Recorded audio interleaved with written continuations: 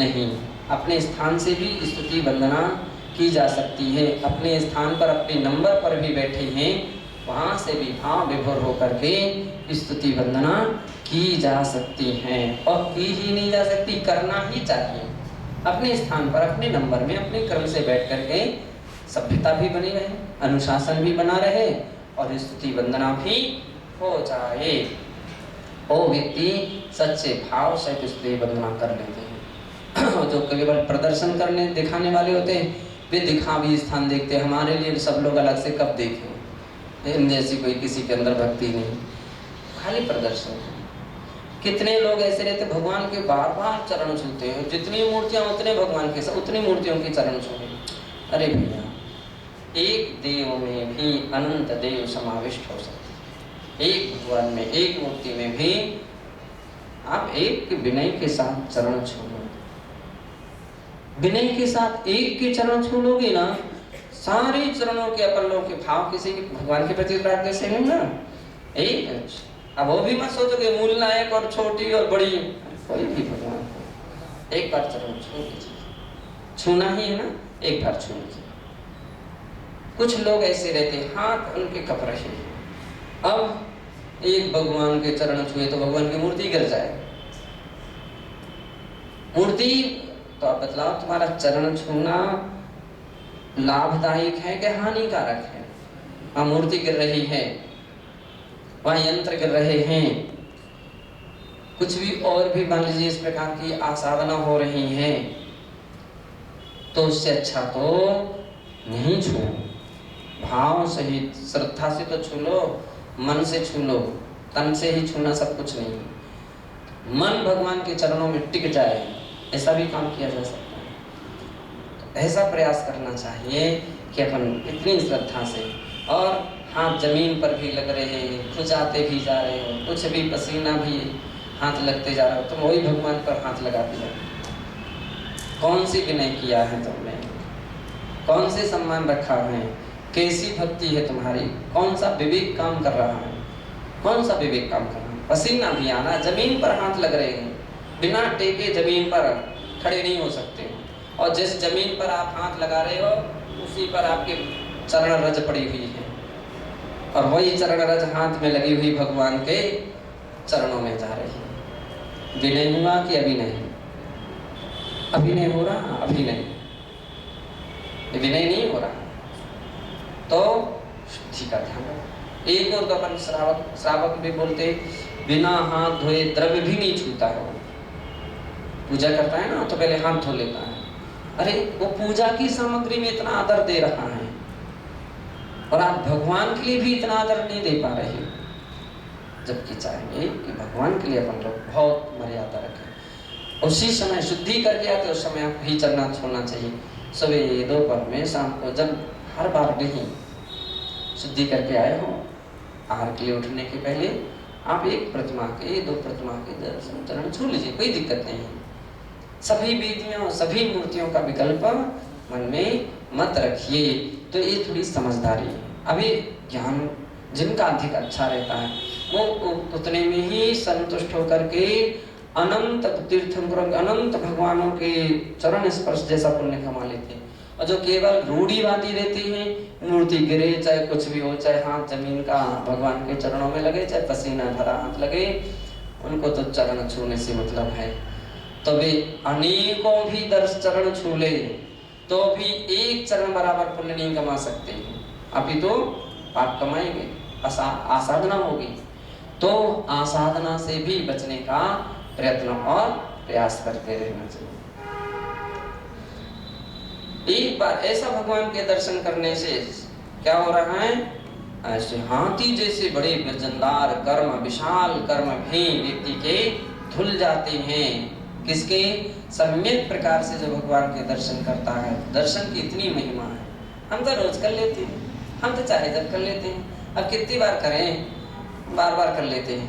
दुनिया भर के लिए तो कुछ लोगों को हमने देखा, दुनिया के लिए तो देव दर्शन की बहुत महिमा बतलाई जाती है, और स्वयं से देखो वे सही तरह से दर्शन नहीं कर पाते। कितने पुजारी पंडितों को देखा कि पूजन करो, द्रव्य चढ़ाओ, इस मुद्रा से चढ़ाओ, उस मुद्रा से चढ़ाओ, ऐसे चढ़ाओ, नाच के चढ़ाओ, गा के चढ़ाओ, ताली बजा करके चढ़ाओ, और तुम कितने चढ़ा रहे हो? हैं? धोबी के पूरे बने हुए हैं, शिवम से एक भी द्रव्य नहीं चढ़ा रहे, अपनी द्रव्य लाना चाहिए, तुम कितनी ला रहे हो? तो कुछ ना कुछ तो अपन को भी इस बात की ओर अभिमुखता अपनी ओर आना चाहिए कि हाँ, हम भी यथासंभव यथाशक्ति अपने लिए भी दर्शन करें, पूजा करें, वंदना करें, सामग्री चढ़ाएं, तो बहुत अच्छा लगता है, खुशी होती, बड़ी प्रशंसा और प्रशंसनीयता झलकती है। तो जितने भी त्यागी व्रती भैया बहने हैं, उनके लिए भी विशेष रूप से कभी प्रसंग आ जाए तो नहीं, ऐसा नहीं कि अपनी भी थाली लगवा लीजिए, अपनी भी आप भी पूजन करो, तो एक अलग ही प्रभाव पड़ता है, अलग ही असर पड़ता है। आप भी पूजन करा भी रहे और कर भी रहे, ऐसा। तो भगवान के दर्शन की ऐसी महिमा है। और कहते हैं जिन बिंब दंसणीना निधात्त निकाचिदश्चैवी मिच्छत्तादि कम्म कलावस्य खय दंसना दोति। निधात्त निकाचित ऐसे कर्म होते हैं कि जिनका सहसा उपशम क्षय उपशम आदि होना, मतलब उनका संक्रमण आदि होना कठिन होता है, सहज नहीं हो पाते, जैसे उसी रूप में अपना फल प्रदान करते हैं। लेकिन फिर भी ऐसे बलिष्ठ कर्म भी केवल जिनेन्द्र जिन बिंब दंसनीय, केवल जिन बिंब के दर्शन मात्र से, अब सोच लो कितनी महिमा है, जिन बिंब के दर्शन की कितनी महिमा है। कितने लोगों को हमने देखा, कितनी मेहनत कर कर के लंबी चौड़ी यात्रा करते हैं, सब में शिखर और शरण बेलगोला और कहाँ कहाँ पहुँचते हैं, लेकिन वहाँ जाकर के सो पता नहीं क्या हो जाता उनको।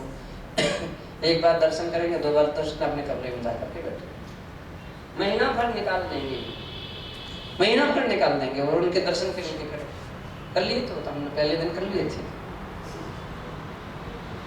तो ऐसा नहीं होना चाहिए, अपने टाइम पर, अपनी मर्यादा से, अपने समय से चाहिए, और जितना संभव है उतना तो दर्शन कर लेना ही चाहिए।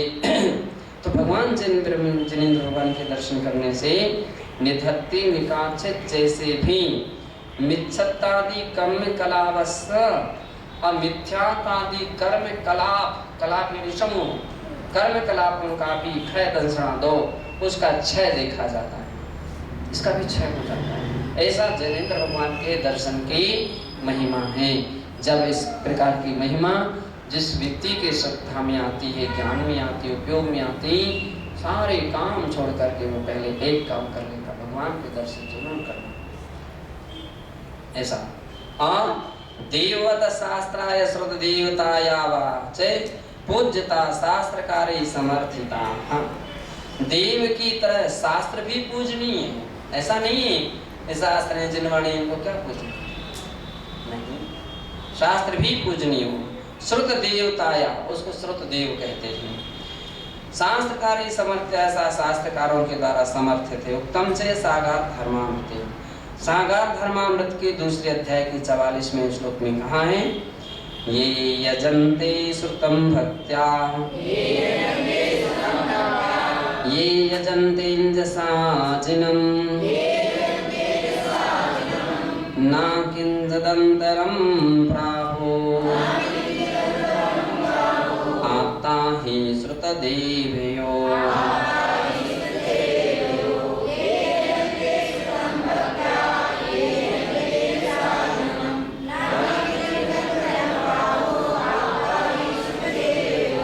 ये यजन्ते श्रुतं भक्त्या, ये जो प्राणी भक्त्या भक्ति पूर्वक श्रुतम यजन्ते, श्रुत यानी शास्त्र की अर्चना करते हैं, पूजा विनय वंदना करते हैं। अभी अपनी विनय है, शास्त्र कोई पुस्तक खेल रही है, यहाँ वहाँ की कोई चलती फिरती पुस्तक नहीं, शास्त्र बहुत ऊंची वस्तु है। उसके लिए अपन लोग अचार लगाते हैं, वेष्टन लगाते हैं, उच्चासन देते हैं, कितनी ऊंचा स्थान देते हैं। और ऐसे शास्त्रों के लिए अपना हाथ धो करके पढ़ते हैं। कुछ लोगों को देखते हैं कान में उंगली लगाए हैं, नाक में उंगली लगाए हैं, मुख में उंगली, और कहीं पैरों पर हाथ रखते जा रहे हैं और फिर उसी हाथ से जिनवाणी भी छूते जा रहे हैं, पसीना पोंछते जा रहे हैं। नहीं, आचार्य महावीर कीर्ति महाराज की श्रुत भक्ति देखना तो आचार्य महावीर कीर्ति महाराज को देखना चाहिए। आचार्य महावीर कीर्ति महाराज की श्रुत भक्ति के विषय में बतलाते हैं कि वे हाथ धो करके जिनवाणी का स्वाध्याय करते हैं। और सबसे बड़ी बात ये थी, वे उनके हाथ उस वक्त नाभि से नीचे नहीं रखते थे, नाभि से नीचे नहीं रखते थे। चाहे वो उनके लिए कुछ भी चौकी आदर कुछ भी ना मिले, वो हाथ ऊपर रखेंगे किसी ना किसी प्रकार से। वो उनकी विशेषता थी कि वे नाभि से नीचे हाथ लग जाए कदाचित तो धो लेते थे, कमंडल पास में रखते थे और कहते थे कि श्रुत भी एक देवता है, पूजनीय है, आदरणीय, जिनवाणी है। तो यहाँ कह रहे हैं ये यजन्ते सा जिनम, जो श्रुत की विनय कर रहा है, श्रुत की वंदना भक्ति कर रहा है, समझ लीजिए जिनेंद्र भगवान की वंदना भक्ति कर रहा है। जिसने भगवान के वचनों का सम्मान किया है उसने भगवान का सम्मान किया, और जिसने भगवान के वचनों का सम्मान नहीं किया और भगवान का क्या सम्मान कर सकेगा। आज भी अपन देखते हैं कि कोई बात कह दे, वे ऐसा किसने कहा, गुरु महाराज ने कहा, तो अपन को क्या बड़ी श्रद्धा जगती है, तब तो ठीक है।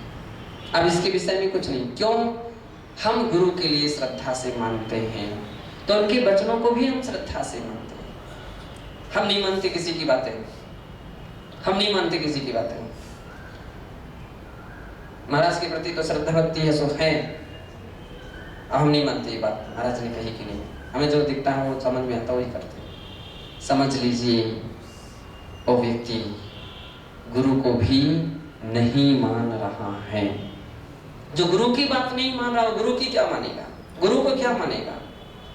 जो गुरु को नहीं मान रहा है वो गुरु की बात भी क्या मानेगा। जो भगवान को नहीं मानता वो भगवान की बात नहीं मानता। जिसकी भगवान के प्रति श्रद्धा नहीं है, आप देख लीजिए उसकी जिनवाणी पर क्या श्रद्धा होती, कुछ नहीं होती। और जिसकी भगवान के प्रति श्रद्धा है उसकी जिनवाणी के प्रति विशेष श्रद्धा रहेगी ही। जिनवाणी पर श्रद्धा है तो भगवान पर भी नियम से श्रद्धा रहेगी ही। अब इसमें कोई भी किंतु परंतु नहीं हो सकता। अभिनव भाव है, जिन पर श्रद्धा रखने वाला जिनवाणी पर श्रद्धा रखता है, जिनवाणी पर श्रद्धा रखने वाला नियम से जिन पर भी श्रद्धा रखता है। तो बतला रहे हैं जो श्रुत भक्ति पूर्वक श्रुत की अर्चना वंदना करता है वह अंजसा जिनम, वह क्या करता है, वह जिनेंद्र भगवान की ही पूजा करता। वास्तव में ऐसा समझना चाहिए, भगवान जिनेंद्र की पूजा कर रहा है।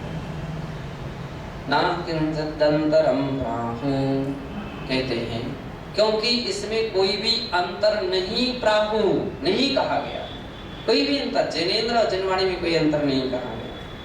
आपता ही श्रुत देवयो, क्यों किसमें अंतर नहीं, आप तो श्रुत देव में श्रुत यानी जिनवाणी में कोई अंतर नहीं कहा गया।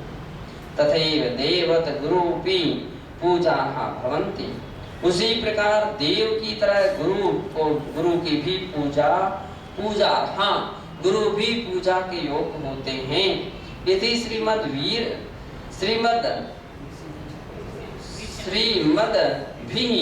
वीर सेनाचार्य धवला ग्रंथे प्रोक्तम, ऐसा श्रीमद वीर सेन आचार्य महाराज ने भी धवला ग्रंथ में और उसकी 9वीं पुस्तक में कहा है। अपन इसलिए देखो अपने यहाँ देव शास्त्र गुरु की पूजन चलती है और देव शास्त्र गुरु की पूजन कर चलती है। उस समय आह्वान स्थापन सन्निधिकरण करते हैं, एक ही ठोने पर करते हैं, आह्वान करते हैं, उसी ठोने पर स्थापन करते हैं, उसी ठोने पर सन्निधिकरण करते हैं। किनकी? देव की भी, शास्त्र की भी, गुरु की भी। 3 अलग अलग नहीं लगाए जाते आसन, 3 ठोने नहीं लगाए जाते, केवल एक ठोना। एक ठोना यानी एक प्रकार का आसन हो गया, सम्माननीय है। और आह्वान के समय पुष्प बल्जियापन और लौंग वगैरह लेकर के आह्वान करते हैं। स्थापन सन्निधिकरण। अभी कुछ लोगों ने बाद में पुष्पांजलि चपेत, है ही नहीं यहाँ पर पुष्पांजलि चपेत, मूल ग्रंथों में कहीं नहीं है पुष्पांजलि चपेत। आवाहन स्थापन सन्निधिकरण के बाद पुष्पांजलि चपेत का कहीं मूल में आप देख लीजिए। अभी जितना भी अभी शास्त्र अनेक पूजन की पुस्तकें लिखी जा रही हैं, ये बाद में जोड़ी जा रही है, बाद में पुष्पांजलि चपेत। पुष्पांजलि चपेत का तो बात ही नहीं है, मूल में नहीं है। अपनी पद्धतियां हैं कि खाली हाथ से आवाहन नहीं होता है। आमतौर पर भी कहा जाता खाली हाथ से नहीं बुलाना चाहिए, आवाहन भरे हाथ से होता है, स्थापन भी भरे हाथ से होता है, सन्निधिकरण भी भरे हाथ से। अभी तो हमने भी खूब खोजने का प्रयास किया। मेरे लिए भी एक बार दो बार कई बार ऐसे प्रसंग आए कि लोगों ने मुझे ऐसा ही बतलाया, ऐसा करना चाहिए, ऐसा करना चाहिए। तो मैंने पूछा भाई हमको पुरानी पद्धति को चेंज करने के पूर्व हमको कोई प्रमाण चाहिए आगम का कि हम जिससे हम चेंज करें। अगर हाँ कोई प्रमाण है तो हम महसूस कर सकते हैं कि ये आगम प्रमाण है और इसको अपन चेंज कर सकते हैं। और यदि हमको आगम प्रमाण नहीं मिला तो हम उस बात को नहीं मानते। मैं तो तुरंत कोई हमारे आहार के समय भी अगर ऐसा नाटक करने लग जाए हम उठ करके खड़े हो जाते हैं, ये क्या तमाशा कर रहे हैं, ये क्या है ना। कोई जगह बहुत सारे ये क्या, ये कौन सी आह्वान स्थापन सन्निधि के लिए तुम्हें ऐसे हाथ घुमा लिए, सब हो गया क्या? चलो अब तो विधि विधान से करो। आप तो वो पद्धतियां जो हमने, मान लीजिए हमारा भी कोई आग्रह नहीं है, लेकिन हम चाहते हैं कोई प्रामाणिक उसका कोई प्रमाण मिले। पुरानी वस्तुओं को चेंज करने के लिए नया प्रमाण मिले तो हम मान सकते कि भाई चलो पुरानी अंधविश्वास था या कुछ भी था, अनभिज्ञता थी और नहीं मिल रहा है तो हम चेंज किस बल से कर रहे हैं, किस आधार से चेंज कर रहे हैं। तो चेंज नहीं करना चाहिए, सही सा चेंज नहीं करना चाहिए। कोई कुछ भी कह दे, कुछ भी कहे, कुछ भी बतलाए तो अपने लिए आप भी तो अध्ययनशील हो, पढ़ने लिखने वाले हो, समझदार हो और शोध कर लो ना, और खोज कर लो ना, बहुत अच्छी तरह से खोजबीन कर सकते हो। और यदि कोई ऐसा प्रमाण मिलता है कोई बात नहीं, हमारा कोई दुराग्रह नहीं, हम उनको स्वीकार कर लेंगे। लेकिन नहीं मिल रहा है तब तक हम इसको चेंज नहीं करेंगे, नहीं चेंज होने इस पद्धति को। जो भी मान लीजिए इसकी क्या और भी जो भी कई पद्धतियां चेंज होता है। आप आज के समय में तरह तरह के लोग, तरह तरह के सोच, तरह तरह के विचार, अपने अपने विचारों को लेकर के व्यक्ति तो नहीं भाई कुछ ना कुछ तो एक आधार बना रहे, कुछ ना कुछ एक पद्धतियां बनी रहें। अगर कोई दूसरी संप्रदाय का, दूसरे समाज का या दूसरे देश का कोई व्यक्ति आ जाए तो घबरा जाएगा इन सब बातों को देख कर। एक पद्धतियां उसके सामने आना चाहिए, है ना, कि भाई चलो आमतौर पर अभी तक 13-20 के ही दो ही बातें रहती थी तो अपन बोल देते भैया वो 13पंथी परंपरा की बात, 20पंथी परंपरा की बात समाप्त हो जाती थी। अब उसमें भी इन सारे तरीके अलग अलग निकलने लग जाए तो कहाँ मान लीजिए उसको क्या उत्तर दोगे। और वो भी बेचारा सोचेगा हम किसकी माने, ऐसा करें कि ऐसा करें, ऐसा करें कि ऐसा करें, ऐसा करें, उसको बड़ी परेशानी खड़ी हो जाएगी। तो अपने लिए शुद्ध तरीका है कि आगम जो पद्धति की बात कर रहा है उस पद्धति को करो, शुद्ध होना चाहिए, मर्यादा होना चाहिए और मान लीजिए प्रमाणित होना चाहिए। एक और श्रुत सागर जी महाराज एक श्लोक सुनाते थे, मुझे श्लोक तो पूरा याद नहीं है, लेकिन श्रुत सागर जी महाराज ने एक और अच्छी बात कही थी। बोले थे कि पुरानी चली आई परंपरा भी यदि सम्यक्त का विघातक नहीं है और सम्यक्त का विघातक नहीं है और लोक मर्यादा का विघातक नहीं, ऐसा कुछ है तो वो रूढ़ी भी हमारे लिए प्रामाणिक है। ऐसा कोई श्लोक सुनाते थे कि वह लोक रूढ़ी भी मान्य है। तो ठीक है, इसमें न सम्यक का विनाश हो रहा है न लोक मर्यादा का विनाश हो रहा है, कुछ नहीं हो रहा है। लोग उसने फोने में छेप दी तो क्या परेशानी, आवाहन के समय रख दिया, स्थापना के समय रख दिया, सन्निधिकरण के समय रख दिया, तो इसमें कौन सी क्या बिगड़ गया, सम्यक का तो विनाश हुआ नहीं। और लोक मर्यादा भी कहीं बिगड़ नहीं रही कि भाई कोई अनुचित दिख रहा हो, ऐसा भी कुछ नहीं। तो इस प्रकार से तीसरी, हम उसको भगवान नहीं मान रहे हैं, लोगों के लिए हम भगवान भी नहीं मान रहे हैं। आवाहन के समय हम वो पुष्प छेप रहे हैं, स्थापन के समय वो पुष्प रख रहे हैं, सन्निधिकरण के समय वो पुष्प छेप रहे हैं। तो ऐसा होना चाहिए। अब उसमें पद्धति नीचे, और अब जब दूसरा कोई व्यक्ति की धारणा है और वो पुस्तक छपवाएगा तो उसमें पुष्पांजलि छपे, अब उसने लिख दिया पुष्पांजलि छपे। शास्त्रों के लिए अन्यून मनति रिक्तम याथा तथ्यम विना च विपरीता निस्संदेहम वेद यदा तज्ज्ञान माधवना। पाप भीरु व्यक्तियों को चाहिए कि ना न्यून करो ना अधिक करो, जैसा है वैसा ही रहने दो। जो जैसा है उसको चेंज नहीं करना चाहिए, विपरीत भी नहीं होना चाहिए। तो ऐसा हो गया ना।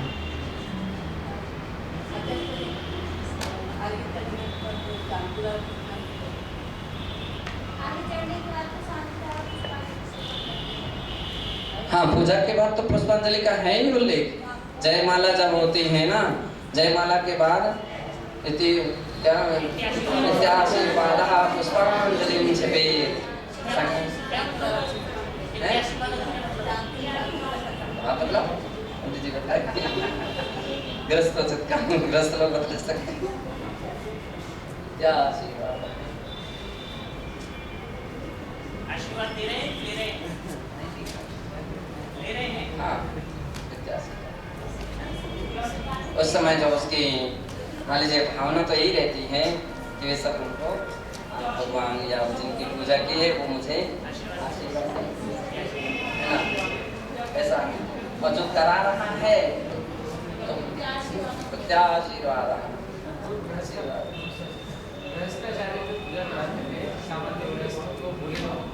पूजा होने के बाद पूजा की पूर्णता की रीति और आशीर्वाद पूजा तो पूरी होगी, आशीर्वाद इस प्रकार से।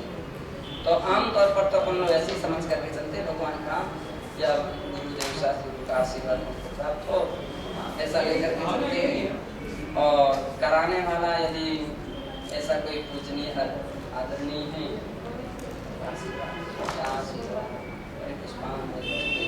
तो पुष्पांजलि तो बस मंगल के लिए पुष्प छेपे जाते हैं, सब हमको मंगल करें, आनंद मंगल करें। बोलते समय भी छेपेद ही बोल देते हैं। छेपेद तो आप उनसे निवेदन लेके चढ़ाया जाना चाहिए, मतलब विधि पंचमी का प्रयोग छेपे छेपे पुष्पांजलि